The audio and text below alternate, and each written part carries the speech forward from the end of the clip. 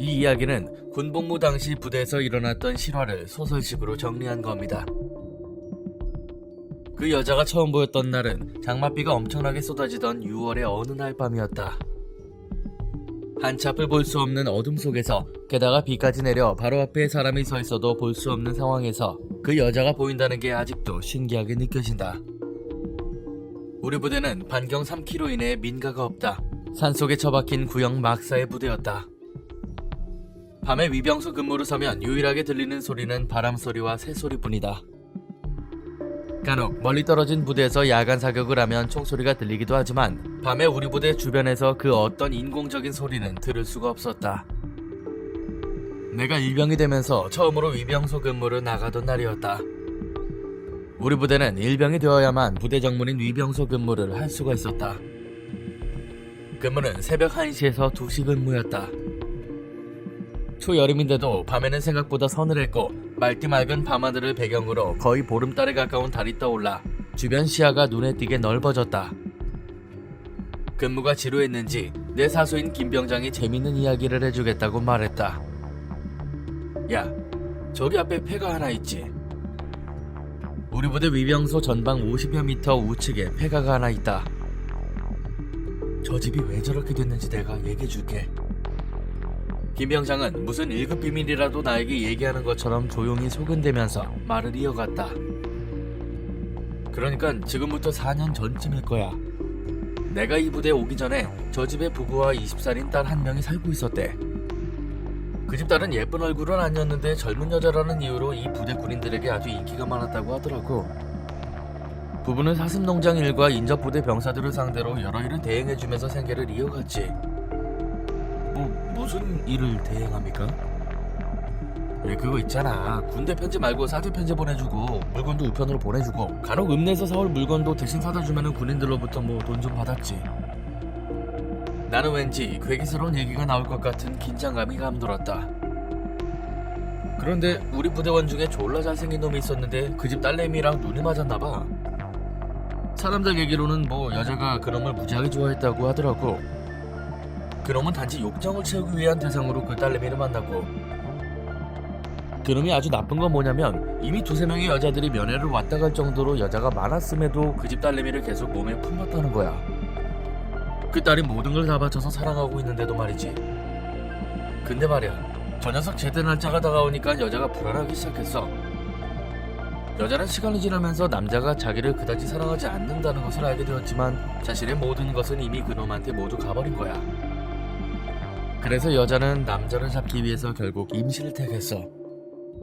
그런데 그것마저도 그놈의 마음을 되돌릴 순 없었지. 그놈은 그냥 제대해버렸고 연락도 끊어버렸어.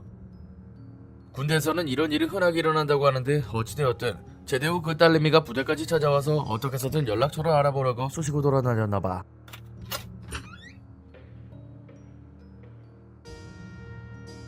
이 이야기는 군복무 당시 부대에서 일어났던 실화를 소설식으로 정리한 겁니다. 그 여자가 처음 보였던 날은 장맛비가 엄청나게 쏟아지던 6월의 어느 날 밤이었다. 한치 앞을 볼 수 없는 어둠 속에서, 게다가 비까지 내려 바로 앞에 사람이 서 있어도 볼 수 없는 상황에서 그 여자가 보인다는 게 아직도 신기하게 느껴진다. 우리 부대는 반경 3km 이내에 민가가 없다. 산속에 처박힌 구형 막사의 부대였다. 밤에 위병소 근무를 서면 유일하게 들리는 소리는 바람소리와 새소리뿐이다. 간혹 멀리 떨어진 부대에서 야간 사격을 하면 총소리가 들리기도 하지만 밤에 우리 부대 주변에서 그 어떤 인공적인 소리는 들을 수가 없었다. 내가 일병이 되면서 처음으로 위병소 근무를 나가던 날이었다. 우리 부대는 일병이 되어야만 부대 정문인 위병소 근무를 할 수가 있었다. 근무는 새벽 1시에서 2시 근무였다. 초여름인데도 밤에는 생각보다 서늘했고 맑디 맑은 밤하늘을 배경으로 거의 보름달에 가까운 달이 떠올라 주변 시야가 눈에 띄게 넓어졌다. 근무가 지루했는지 내 사수인 김병장이 재밌는 이야기를 해주겠다고 말했다. 야, 저기 앞에 폐가 하나 있지? 우리 부대 위병소 전방 50여 미터 우측에 폐가가 하나 있다. 저 집이 왜 저렇게 됐는지 내가 얘기해줄게. 김병장은 무슨 1급 비밀이라도 나에게 얘기하는 것처럼 조용히 소근대면서 말을 이어갔다. 그러니까 지금부터 4년 전쯤일 거야. 내가 이 부대에 오기 전에 저 집에 부부와 20살인 딸 한 명이 살고 있었대. 그 집 딸은 예쁜 얼굴은 아니었는데 젊은 여자라는 이유로 이 부대 군인들에게 아주 인기가 많았다고 하더라고. 부부는 사슴농장 일과 인접부대 병사들을 상대로 여러 일을 대행해주면서 생계를 이어갔지. 무슨 일을 대행합니까? 왜 그거 있잖아. 군대 편지 말고 싸제 편지 보내주고 물건도 우편으로 보내주고 간혹 읍내에서 사올 물건도 대신 사다 주면은 군인들로부터 돈 좀 받았지. 나는 왠지 괴기스러운 얘기가 나올 것 같은 긴장감이 감돌았다. 그런데 우리 부대원 중에 졸라 잘생긴 놈이 있었는데 그 집 딸내미랑 눈이 맞았나봐. 사람들 얘기로는 여자가 그 놈을 무지하게 좋아했다고 하더라고. 그 놈은 단지 욕정을 채우기 위한 대상으로 그 딸내미를 만났고, 그 놈이 아주 나쁜 건 뭐냐면 이미 2-3명의 여자들이 면회를 왔다 갈 정도로 여자가 많았음에도 그 집 딸내미를 계속 몸에 품었다는 거야. 그 딸이 모든 걸 다 바쳐서 사랑하고 있는데도 말이지. 근데 말이야, 저 녀석 제대 날짜가 다가오니까 여자가 불안하기 시작했어. 여자는 시간이 지나면서 남자가 자기를 그다지 사랑하지 않는다는 것을 알게 되었지만 자신의 모든 것은 이미 그놈한테 모두 가버린 거야. 그래서 여자는 남자를 잡기 위해서 결국 임신을 택했어. 그런데 그것마저도 그놈의 마음을 되돌릴 순 없었지. 그놈은 그냥 제대해버렸고 연락도 끊어버렸어. 군대에서는 이런 일이 흔하게 일어난다고 하는데 어찌되었든 제대 후 그 딸내미가 부대까지 찾아와서 어떻게 해서든 연락처를 알아보려고 쑤시고 돌아다녔나봐. 근데 아무도 그놈과 연락을 취할 순 없었지. 그 뒤로 여자가 한 달 동안 보이지 않았나봐. 그 녀석 찾으러 다녔을지도 모르겠지. 만났는지 못 만났는지는 알 수 없지만은 반해골이 되어서 돌아온 여자는 거의 실성지경에 이르게 될 때 그 부모들도 부대에 찾아와서 그놈 찾아내라고 다 죽여버리겠다고 난리를 피우고 말이야. 그때쯤 내가 이 부대로 배치받은 거지. 그런데 말이야, 아우 소름 끼쳐. 왜 그러십니까? 김병장은 잠시 말을 멈추고 침을 꼴깍 삼켰다. 그런데 말이야, 어느 날 밤에 위병소 근무자가 근무를 서고 있는데 그 집 딸내미가 집 앞에 우거진 미루나무 사이에 반드시 서서 자기들을 지켜보고 있는 걸 봤대. 밤이라서 잘 구분은 안 갔는데 사람이 분명하고 똑바로 서서 나무 사이로 자기들을 보고 있더라는 거야. 이건 좀 소름 끼쳤겠습니다. 그게 소름 끼쳤다는 게 아니라, 김병장은 다시 한번 침을 꿀꺽 삼키며 하고자 하는 나머지 말을 이어갔다. 여자가 흔들리더라는 거야. 난 나도 모르게 숨소리로 비명을 지르고 말았다. 죽은 겁니까? 목 매달아가지고? 공포스러워하는 내 표정이 즐거웠는지 김병장은 조용히 얼굴을 나에게 들이밀며 말했다. 시작은 그때부터였어. 저 집이 이사간 뒤로. 그때가 바로 내가 이 부대에 배치받은 지 2달이 다 되어갔을 때지. 나는 미친 여자의 단순한 자살로 알고 있었는데 부대원들의 표정을 보니까 그런 것 같지가 않았어. 모두들 함구하고 있었지만 난 직감적으로 뭔가 큰일이 뒤에 숨어있다는 걸 알 수 있었지. 그때 나를 무지하게 아끼던 말년 병장이 있었는데 그 사람이 제대하기 전날 이 이야기 해준 거야. 근데 다른 사람도 아니고 당시 이등병이었을 텐데 왜 얘기해 준 겁니까? 그게 말이야, 그 여자가 죽은 뒤로 위병소에서 근무자들이 그 여자를 봤다는 소문이 나돌기 시작했거든. 귀신인지 사람인지 모르겠지만 하여튼 몇몇 야간 근무자들이 그 집 딸내미를 텅 빈 집 근처에서 봤다는 거야. 근데 죽을 때 모습 그대로 미루나무 사이에서 흔들리더라는 거지. 나는 등골이 싸늘하게 얼어붙는 듯 했다. 한 번은 그걸 목격한 근무자가 위병소 서치라이트를 킨 거야. 근데 그때는 보이지 않더래. 아니 그럼 김병장님 지금도 나타납니까? 그러자 김병장은 모든 얘기가 끝난 것처럼 나로부터 얼굴을 멀리하고 미소를 지으며 말했다. 네가 이 부대 배치받은 뒤로 한 번도 없었어. 너도 그런 얘기 들어본 것 없잖아. 네, 그렇긴 하죠. 나는 그렇게 모든 것이 끝난 줄 알았다. 그해 장마가 시작되면서 우리의 근무는 공포의 시간이 되었다. 우리 부대는 규정상 비가 오나 눈이 오나 근무자 중 한 명은 초소 밖으로 나와 있어야 된다. 때문에 대부분 부사수가 반초 위로 뒤집어쓰고 비나 눈을 맞으며 밖에 서 있게 되었다. 부사수로 정일병과 사수로 최상병이 밤 11시 근무로 나갔을 때 이야기다. 간간히 어둠 속에서 비가 흩날리던 밤이었다. 우위를 뒤집어쓰고 20여 분 정도 근무를 서고 있던 일병이 초소한의 상병에게 다가와 속삭이는 말로 얘기를 건넸다. 최상병님, 무슨 소리 안 들리십니까?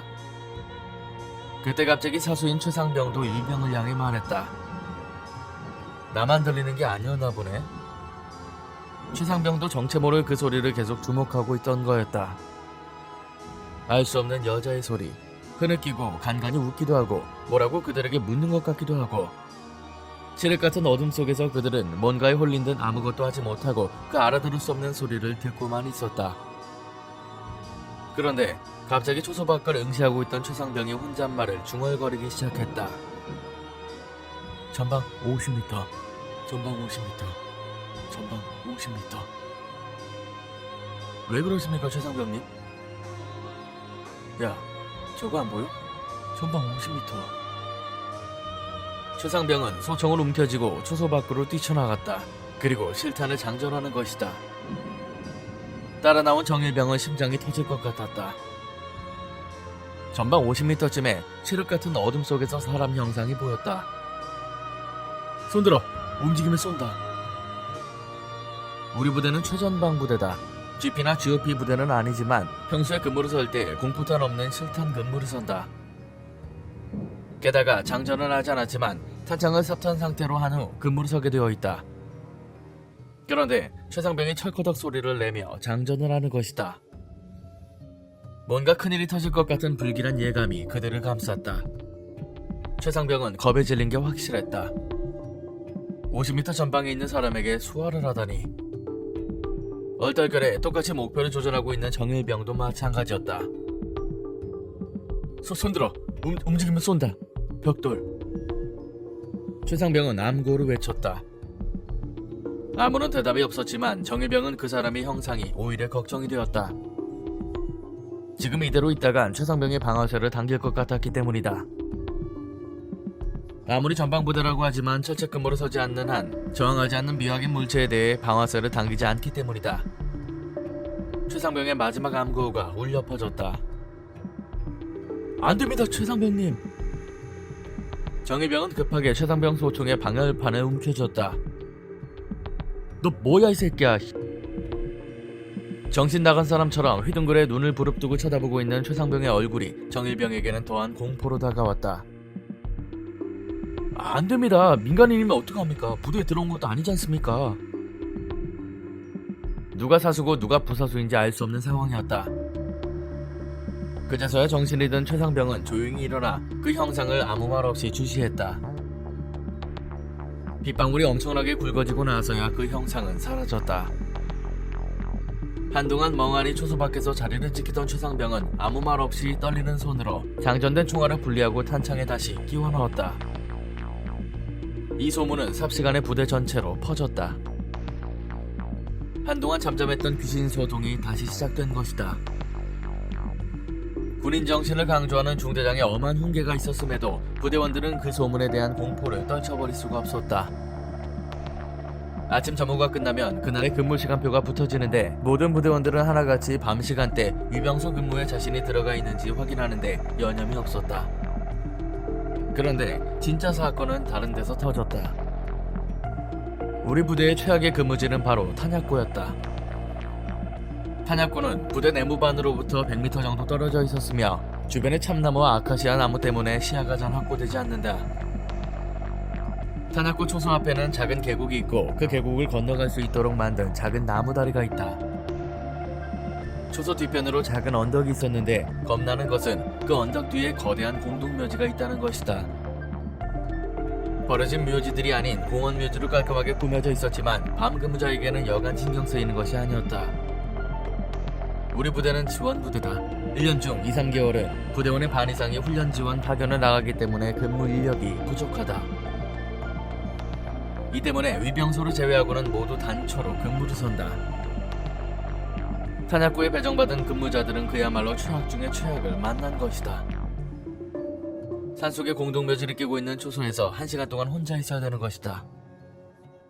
이 때문에 탄약고 근무는 보통 상병들이 나간다. 박상병은 우리 부대에서 강한 군인의 상징이었다. 강심장인진 모르겠지만 몸짱에 항상 남자다운 성격으로 간부들이나 고참들로부터 신임을 독차지하는 사람이었다. 그리고 그날은 새벽 2시 근무였다. 야, 이 새끼야, 정신 차려! 인터폰으로 통화하던 당직 하사의 큰 호통 소리에 당직 사관인 소대장이 벌떡 깨어났다. 야, 뭐야? 박상병이 미친 새끼가 헛소리를 하지 않습니까? 뭔 소리를 하는데 그래? 초소에 누가 자기와 같이 있답니다. 뭐? 그 말이 끝남과 동시에 허공을 가르는 총소리가 들렸다. 소대장과 당직 하사는 서로의 얼굴을 한번 확인한 후 탄약고를 향해 뛰어갔다. 잠에서 깬 2~3명의 말년 고참들도 따라서 뛰쳐나갔다. 100여 미터로 달려 황급히 도착한 탄약고. 나무다리를 건너 누군가 웅크리고 앉아 탄약고 쪽으로 총을 겨누고 있었다. 장마철이었지만 간간히 구름 사이로 비치는 달빛 때문에 누구인지는 금방 알아볼 수 있었다. 후레쉬를 박상병 등에 비추던 소대장이 물었다. 박상병, 네가 쐈어? 아무 말 없이 몇 초간을 계속 탄약고로 주시하던 박상병이 서서히 그리고 조금씩 고개를 돌렸다. 후레쉬 불빛 속에서 확인된 그의 얼굴은 공포에 질려 있었다. 당시 목격했던 고참들 얘기로는 박상병의 튀어나올 듯 크게 부릅뜬 눈이 너무나도 무서웠다고 한다. 소대장은 신속히 박상병의 총기를 회수하고 탄약고 근무를 2시간씩 복초 근무로 돌렸다. 행정반에 돌아와서도 반 넋이 나간 사람처럼 흐느적거리는 박상병의 목덜미를 당직 하사가 움켜쥐었다. 야, 정신 차려. 의자에 털썩 주저앉은 박상병에게 소대장은 물었다. 무슨 일인데 그래? 고개를 떨구고 눈물인지 콧물인지 모르는 분비물을 떨구며 박상병은 입을 열었다. 소대장님, 귀신을 봤습니다. 이 한마디에 행정반에 있는 사람들은 몇 초 동안 아무 말도 못하고 서로의 얼굴을 확인하고 있었다. 탄약고 초소 새벽 2시 근무자인 박상병은 이전 근무자와 교대를 했다. 이전 근무자로부터 특별한 이상 징후를 보고받지 않았기 때문에 박상병은 늘 그렇게 자연스럽게 근무에 임했다. 탄약고 초소는 조금 특이하게 만들어져 있다. 벽돌로 가슴 높이까지 쌓아올린 구조에 천장은 슬레이트로 덮여져 있다. 벽돌과 천장 사이에는 4개의 나무 기둥이 받치고 있고 정면의 공간은 유리, 그리고 측면과 후면은 비닐로 둘러싸여 있다. 20여 분이 지났을까 박상병은 바람 소리 사이로 들리는 작은 여자의 목소리를 들었다. 누군가를 부르는 소리. 박상병은 스스로 강건해지려고 했지만 정체 모를 그 소리 때문에 초소 밖으로 일단 뛰쳐나왔다. 그리고 초소 뒤쪽 공동묘지가 있는 언덕을 향해 총을 겨눴다. 씨발 뭐야 저거. 욕이 저절로 튀어나오면서도 박상병은 계속 자신을 안심시키려고 노력했다. 그런데 그 여자의 소리는 조금씩 더 가까워지기 시작했다.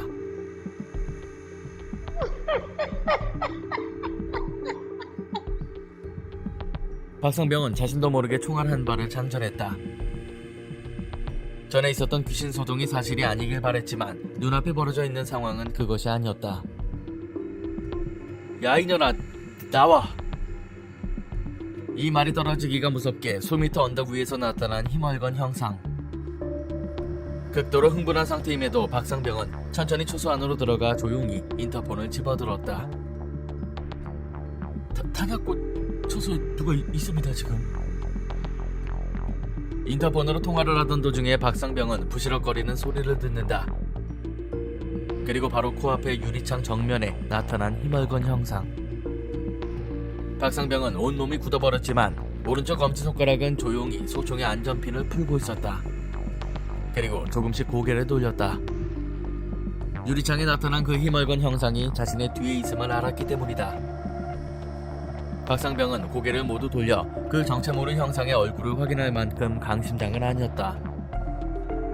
고개를 돌리는 와중에 박상병은 방아쇠를 당겨 허공에 총탄을 날린 후 미친듯이 초소를 뛰쳐나왔다. 그리고 나무다리를 건너 참나무 아래로 웅크린 후 초소를 향해 총을 겨눴다. 그래도 난 아직도 박상병이 엄청난 강심장의 소유자였다고 생각한다. 내가 만약 그 여자 형상이 초소 안에서 내 뒤에 있었다고 생각되었다면 난 그 자리에서 기절했을지 모른다. 모든 얘기를 마친 박상병은 내무반으로 조용히 이동했다. 이미 내무반은 불이 환하게 밝혀져 있었고 무슨 약물인지도 모르는 부대원들은 넋이 나간 사람처럼 들어오는 박상병을 멍하니 쳐다보았다. 야, 당분간 저 새끼 야간 근무 열애시켜. 행정반에서 들리는 소대장의 말소리를 들었는지 못 들었는지 무표정한 얼굴의 박상병은 침상에 걸터앉아 얼굴을 두 손으로 감싸며 두세 번의 긴 심호흡을 하기 시작했다. 몇몇 병장들의 괜찮다는 질문에 박상병은 괜찮다며 근무복장을 조용히 해체했다. 그러나 빨갛게 충혈된 박상병의 두 눈을 보고 더 이상 아무도 말을 걸지 못했다. 그 뒤로 박상병은 며칠 동안 불면증에 시달렸다. 위병소에 이어서 이번에 탄약고라니 부대 전체는 그야말로 소름 끼치는 공포가 서서히 엄습해왔다. 박상병 사건 이후로 위병소와 다른 처소는 정상적으로 돌아갔지만 탄약고는 2시간 교대로 북초로 바뀌었다. 밤 근무를 2시간씩 써야 되는 불편함이 있었지만 아무도 이 일을 제기하지 않았다. 혼자 공동묘지를 끼고 산속에 1시간 동안 처박혀 있는 것보다 나았기 때문이다. 게다가 파견 나간 부대원들이 돌아오면 1시간으로 줄기 때문에 당분간은 견딜 수 있는 수준이었다. 귀신 소동은 드디어 나에게까지 찾아왔다. 그날은 정말로 기분 나쁠 정도로 날씨가 좋지 않았다. 새벽 2시 근무였는데 하늘에 구멍이 났는지 장대비가 억수로 쏟아졌다. 나는 판초 위로 뒤집어쓰고 밖에 서 있었으며 나의 사수인 정상병은 초소 안에 처박혀 뭘 하고 있는지 모를 정도로 조용히 자리를 지키고 있었다. 칠흑 같은 어둠 속에서 장대비가 쏟아져서 그야말로 전방 1m 안에 물체도 식별하기 어려울 정도였다. 정말로 누가 바로 코앞에 있어도 눈치채지 못할 정도였다. 내가 그 형상을 발견한 건 근무 시작 20분이 지났을 때였다. 난 아직도 그 시간을 기억한다. 새벽 2시 20분. 내가 시간을 확인하기 위해 손목시계에 내장된 조명등을 켜고 봤을 때니까. 2시 20분. 시간을 확인한 나는 다시 고개를 들고 전방을 주시했다.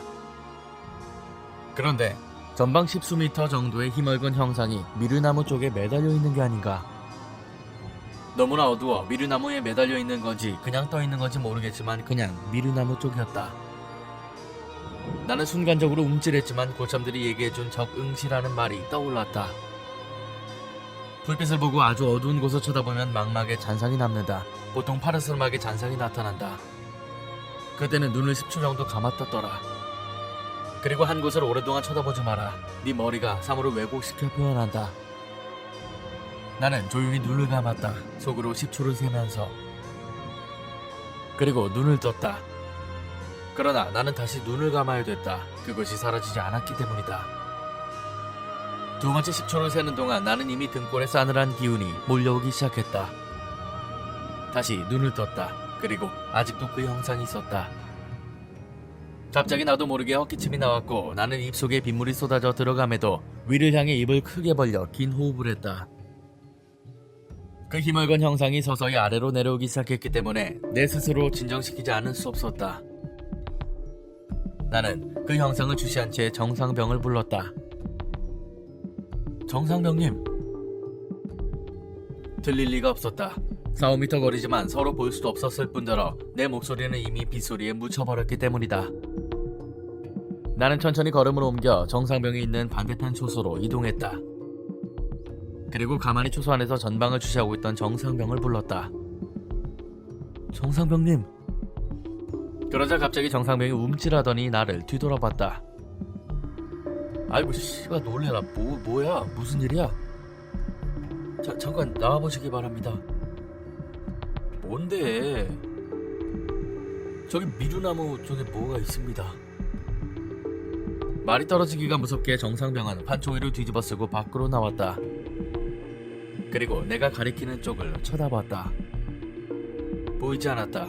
마치 영화처럼 조금 전만 해도 미루나무 아래쪽으로 내려오고 있었는데. 그런데 정상병은 내 말을 믿어주었다. 이렇게 어두운데 보였단 말이야? 어떻게 보였는데? 그냥 희뿌옇게 보였습니다. 어디로 갔어? 미르나무 쪽 중간쯤에 있다가 아래로 내려오는 거 봤습니다. 야, 그 귀신인가 보다. 이 귀신이야 죽여버리던가 해야지 이거. 상병 마로봉인 정상병은 짬밥에 걸맞게 아무것도 아닌 양 나에게 겁먹지 말라고 충고했다. 정상병은 내가 걱정되었는지 아니면 자신의 두려움을 없애려고 하는 건지 초소 안으로 들어가지 않고 나와 똑같이 비를 맞으며 내 옆에 우두커니 서 있었다. 나는 다소 안심이 되었지만 그 편안함은 오래가지 못했다. 이번엔 소리가 들렸다. 천지의 쌀알이 쏟아지는 듯한 빗소리에 섞인 작은 소리. 도대체 무슨 소리인지 알 수 없었지만 몇십 초가 지나자 곧 알아들을 수 있었다. 분명 통하는 소리였다. 나는 그때 처음으로 오금이 저린다는 것을 느껴봤다. 전기에 감전된 것처럼 무릎 관절이 찌릿거렸다. 정말로 주저앉고 싶었다. 정상병도 나와 똑같은 소리를 듣고 있는 게 확실했다. 내 머릿속의 두뇌는 어떻게 해서든 이 상황을 긍정적으로 해석하기 위해서 수만 가지 생각을 떠올리며 열심히 작업 중이었다. 그리고 한 가지 적당한 답안을 제시했다. 정상병님, 이거 개구리 소리 아닙니까? 나를 바라보며 잠시 생각에 잠긴 정상병은 그제서야 내 말에 맞장구를 쳤다. 잘 들어보니까 좀 그런 것 같기도 하네. 아무 말 없이 잠시 그 정체 모를 소리를 듣고 있던 정상병이 말을 이어갔다. 그럼 아까 네가 봤다는 건 뭐야? 내 머릿속은 다시 혼란에 빠졌다. 야, 안되겠다. 요 앞까지만 순찰해보자. 순찰 말입니까? 그냥 본드 연락하심이. 이 새끼 겁 졸라 많네. 당직사관 오늘 누군지 알아? 수송관이잖아. 그 미친 또라이 새끼. 그 새끼가 네 말을 믿어주겠냐고. 난 나름대로 강심장이라고 생각하며 내 스스로를 단련시켜왔지만 솔직히 겁이 많다.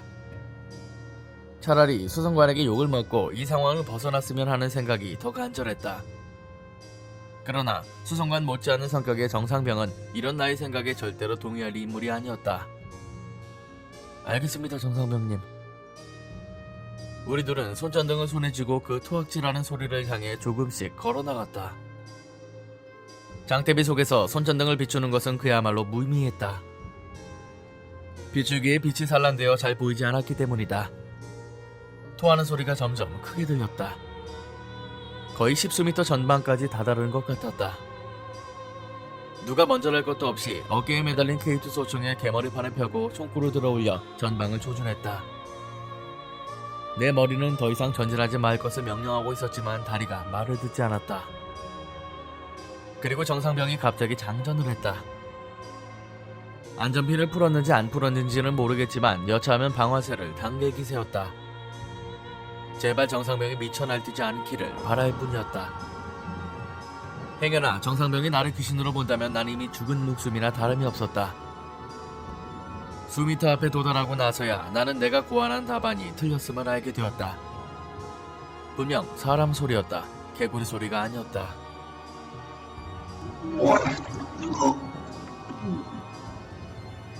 아직도 빗소리가 더 크게 들렸지만 이건 분명 사람 소리였다. 손전등을 비췄지만 확인이 안 되었다.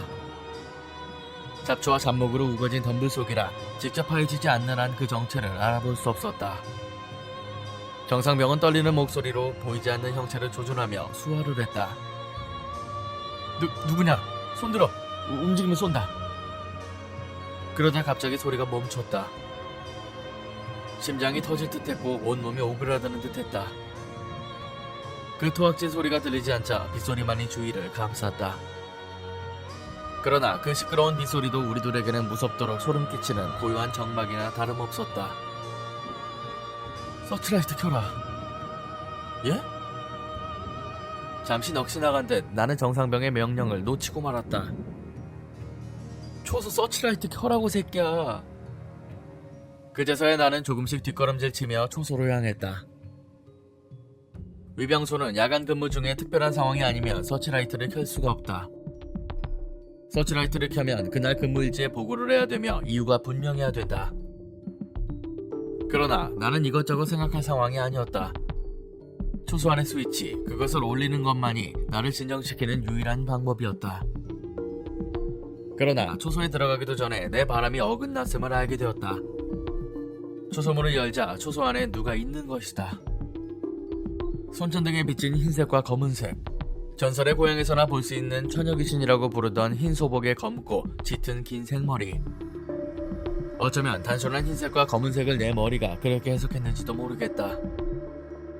눈으로 보이는 검은색 두 점과 시선이 마주쳤을 때 더 이상 내 두 다리는 버티지 못했다. 그때 나는 기절했다는 사실도 몰랐다. 난 내가 잠깐 잠이 든 줄 알았다.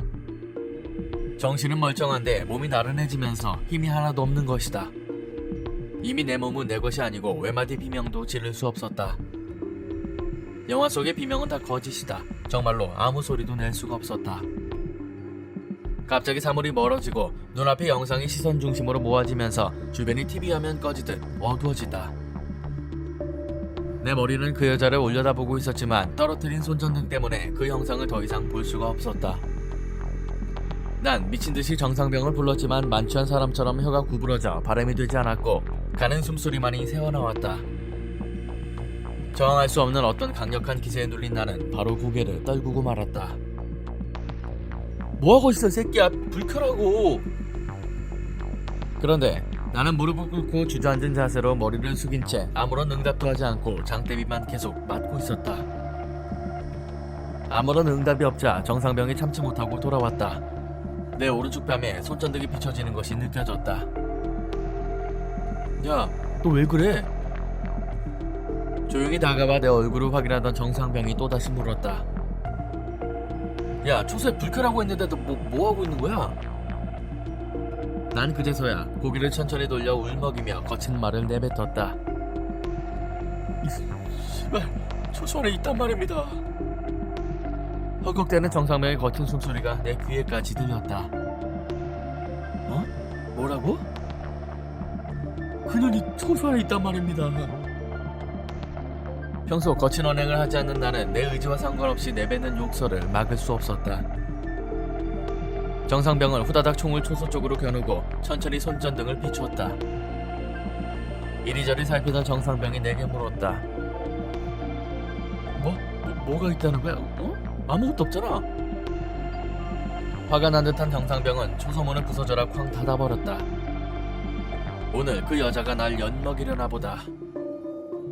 이 생각이 머릿속에 떠오르자마자 갑자기 군홧발이 내 오른쪽 어깨를 강타했다. 정상병이 욕설을 내뱉으며 나를 발로 밀어버린 것이다. 야, 이 새끼야, 정신 안 차려? 무릎을 꿇은 상태로 넘어진 나는 다시 상체를 일으켜 세웠다. 바보같이 보이는 내가 미웠는지 정상병은 다시 한번 군홧발로 내 가슴팍을 밀어붙여 나를 넘어뜨렸다. 병신 같은 새끼, 씨. 일어나 이 새끼야. 이런 일로 주저앉아있냐? 이 병신 새끼야. 내가 상처를 다시 일으키자 정상병은 기다렸다는 듯 다시 나를 넘어뜨렸다. 난 아무런 고통을 느끼지 못했다. 단지 무능한 군인처럼 보이는 내 자신이 미울 뿐이었다. 수차례의 정상병의 발길질이 끝나자 그제서야 나는 제정신이 드는 듯했다. 난 정상병의 마음을 이해한다. 나도 내 자신을 두들겨 패고 싶을 정도였으니까. 정상병은 한동안 내 앞에 서서 거친 숨을 수차례 몰아쉬었다. 야, 뭐가 있다는 거야?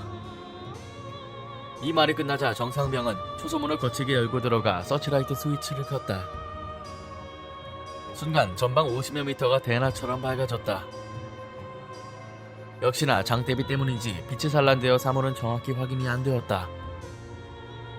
주변이 밝아졌음을 느낀 정상병은 다시 그 소리가 나던 덤불 속으로 미친듯이 뛰어갔다. 그제서야 정신을 차린 나는 소총을 움켜쥐고는 정상병을 따라 뛰어갔다. 야, 이년아, 나와. 어딨어? 미친 사람처럼 정상병은 덤불숲 속에 들어가 발길질을 하고 소총의 개머리판을 휘둘렀다.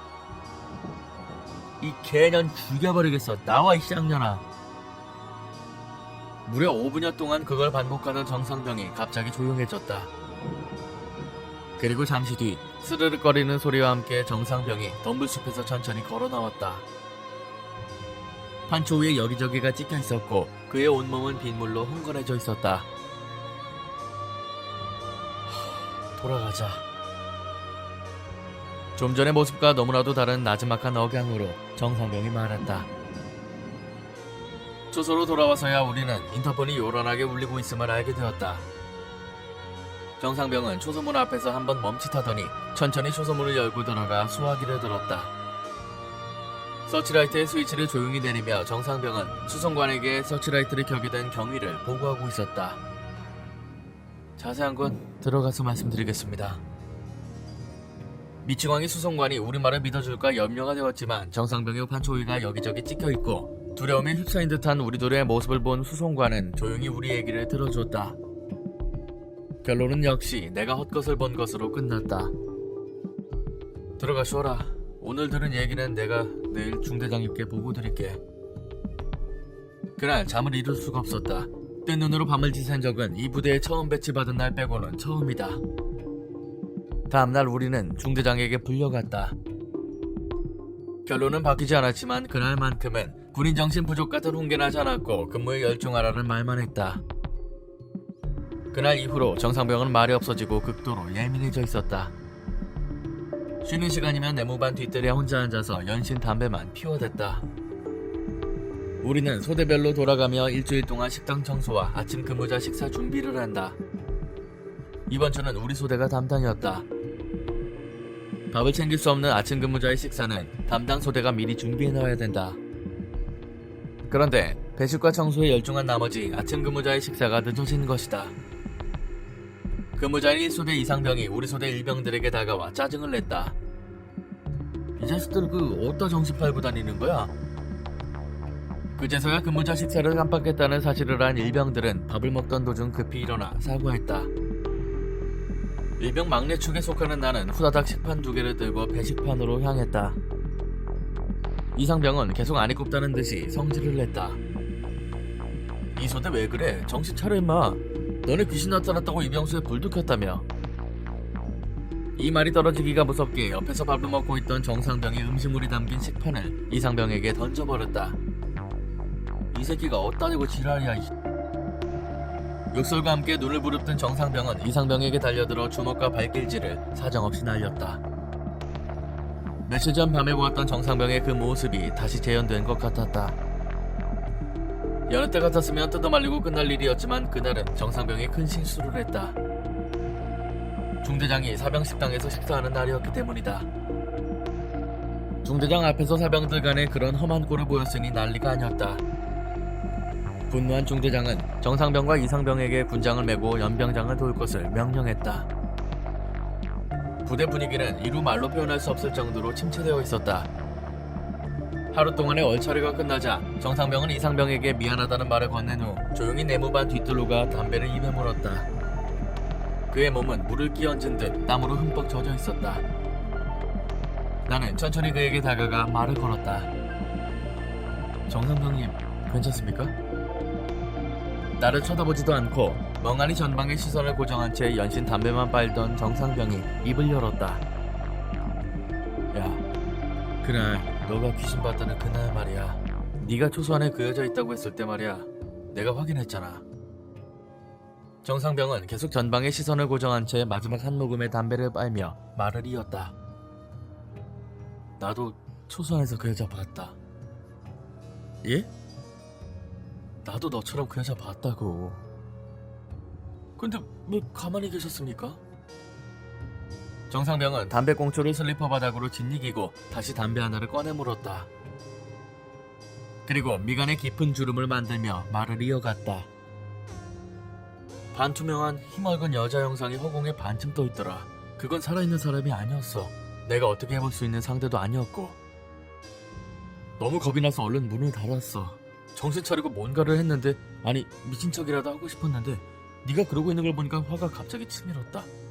미안하다. 아닙니다. 근데 왜 수송관이나 중대장한테 그 얘기 안 하셨습니까? 넌 부사수고 난 사수 아니냐. 게다가 다음 달이면 병장 달 놈이 그런 소리 하고 있으면 날 뭘로 취급하겠냐. 본의 아니게 너만 찌질한 놈으로 만든 것 같다. 그의 장마는 너무나도 길게 느껴졌다. 조금씩 정상병은 정상을 찾아가는 것처럼 보였지만 여전히 부대원들은 야간 근무에 대한 공포감을 떨쳐버리지 못하였다. 조명이 없는 탄약고에 백열등이 설치되었고 조금만 이상한 징후라도 보이면 위병소에 불이 켜지기 일쑤였다.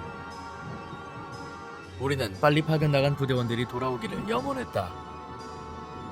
또 한 번의 소동이 벌어진 것은 장마가 끝나갈 무렵이었다.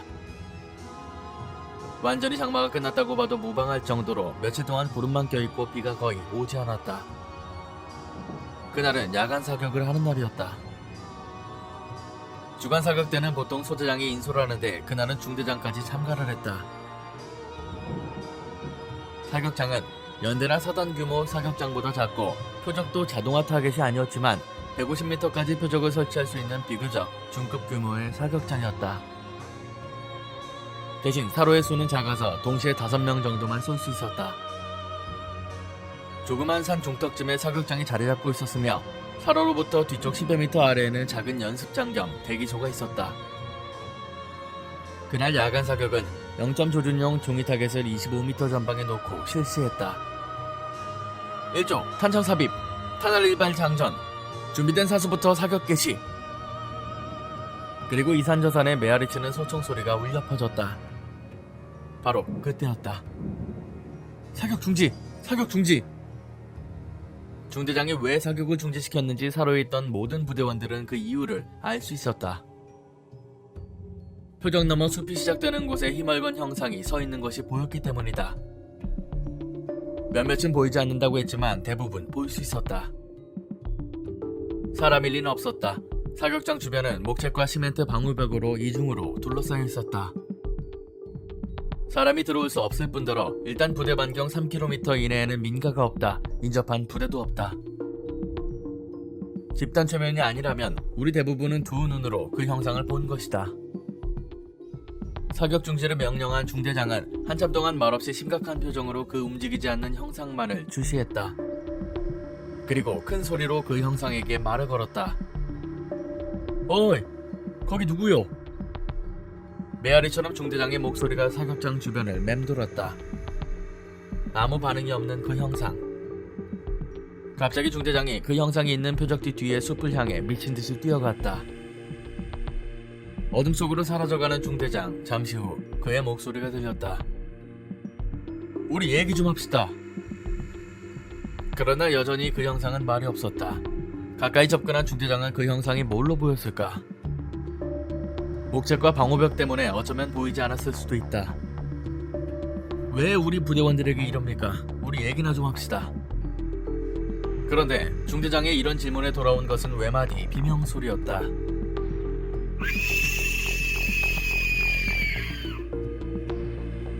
우리는 동시에 살을 내는 듯한 전율과도 같은 소름에 할 말을 잃었다.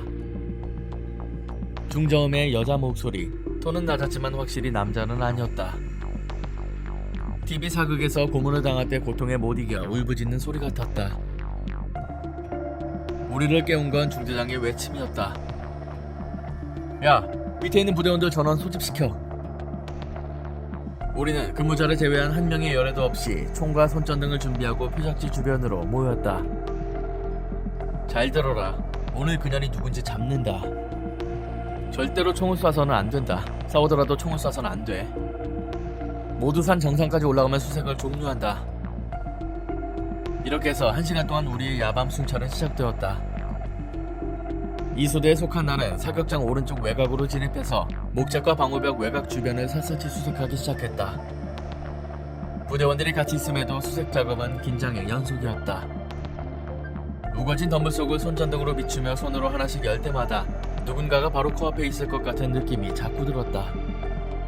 30여 분이 지나자 숨이 턱까지 차오르기 시작했다. 산속에서 부대 쪽을 내려다보니 부대 전체가 하얗게 밝혀져 있는 것이 보였다.